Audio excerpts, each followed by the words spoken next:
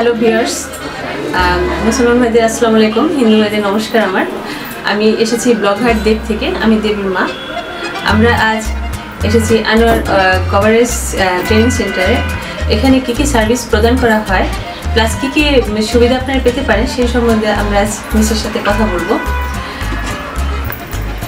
আমরা বিভিন্ন দেশের ভিসা প্রসেসিং করে থাকি, যেমন Saudi, Dubai, Singapore, Malaysia, Europe, Canada.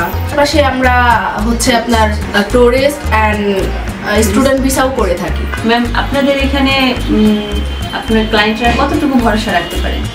আমাদের কোম্পানিটা সরকারি আওতাভুক্ত, সো এখানে আপনারা 100% বিশ্বস্ততার সাথে কাজ করতে পারেন।